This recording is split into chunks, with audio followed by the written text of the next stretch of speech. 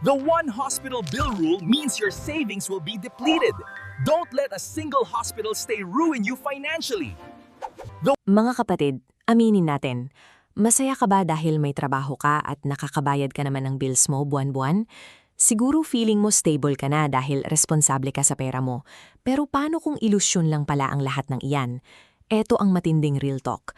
Karamihan sa ating mga Pinoy, lalo na ang middle class, ay eksaktong isang sakunalang na ang layo mula sa financial collapse. Ito ang tinatawag nating one hospital bill rule. Isang malalang sakit, isang aksidente, o isang maging resibo lang mula sa ospital, ubos agad ang lahat ng pinaghirapan mo at balik ka na naman sa utang. Tingnan nyo ito. Para kang nakatali sa isang invisible leash. Kahit anong kayod mo para umusad, isang emergency lang ay hihilahin ka nitong pabalik sa simula. Hanggat wala kang nakahandang financial safety net, hindi ka tunay na stable. Ikaw ay nagiging alipin ng susunod mong sweldo at buong-buo kang naka-expose sa alumang pwedeng mangyari bukas. Sa loob ng pamilya, madalas ikaw ang inaasahan ng lahat. Ikaw ang nagiging default na safety net at takbuhan kapag may nangangailangan. Pero isipin mo sandali. Kung ikaw naman ang matumba o magkasakit, mayroon bang sasalo sa'yo? Maraming professionals ang mukhang successful tingnan sa labas. Pero sa totoo lang, pagod at takot na takot sa loob. Alam nilang isang maling galaw lang, guguho ang buong buhay ng pamilya nila. Ang kaba na nararamdaman mo ay hindi dahil tamad ka. Nangyayari ito dahil nakadepende ka sa isang outdated na sistema sa paghawak ng pera. Isang sistemang garantisadong bibigay kapag naiipit na sa matinding pressure. Para burahin ang panganib na ito, kailangan nating baguhin ang diskarte. At ang unang hakbang ay alamin ang eksaktong halaga na kailangan mo para mabuhay. Ang chart na ito ay nagpapakita ng tinatawag nating survival number. Ito ang pinaka-basic na expenses mo buwan-buwan. Ilista mo ang renta, kuryente, tubig, groceries, at pamasahe. Ang mahigpit na rule dito, kailangan mong tangganin ang lahat ng luho, entertainment, at mga bagay na hindi essential. Kapag nakuha mo na ang raw base number na iyan, i-multiply mo ito sa 6. Bakit 6? Dahil base sa datos, ang average na paghahanap ng bagong trabaho o pag-recover ng isang negosyo ay umaabot ng 3 hanggang 6 na buwan. Ang pag-alam at pagbuo sa eksaktong 6-month target na ito ang taming mathematical boundary na maghihiwalay sa pagpapanik at sa tunay na peace of mind.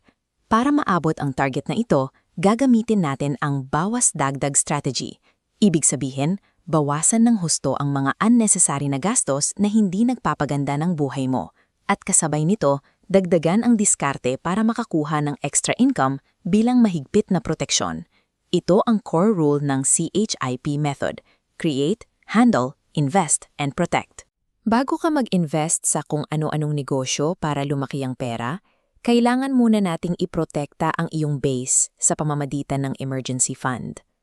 Dahil kung hindi ka protektado, pwede kang matulad sa sitwasyon kung saan isang kisap mata lang sa kalsada ay susunog sa ilang buwang pinaghirapan mong ipon. Ang emergency fund na ito ay nagsisilbing reserve ng time.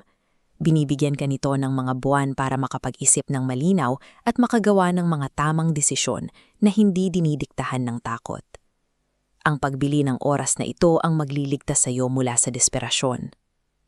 Ito ang pipigil sa iyong mapilitang pumasok sa mga online lending apps na may matataas na interes, na lalo lang maglulubog sa pamilya mo sa utang.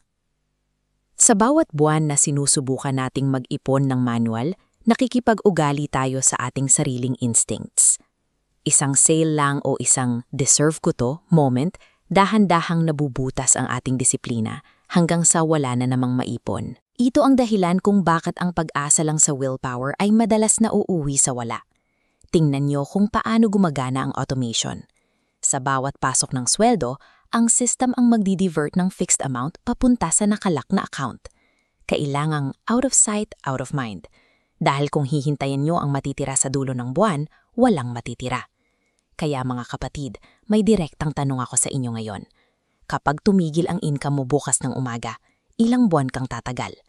Kung nararamdaman mo na kailangan mo nang ayusin ang iyong financial direction pero hindi mo alam kung saan mag-uumpisa, i-type mo ang salitang reset sa comment section para matulungan kita. Laging tandaan na si God ang ating ultimate provider. At kasama sa provision na ibinibigay niya ay ang karunungan para maging handa tayo sa anumang unos na paparating. Ang pagtakas sa bitak ng middle class at ang tuluyang pagtalo sa panganib ng one hospital bill ay hindi nangyayari dahil sa swerte. Nangyayari ito kapag pinagsama mo ang tamang karunungan at ang tamang disiplina. Tamang karunungan, tamang disiplina, ang susi sa pagyaman.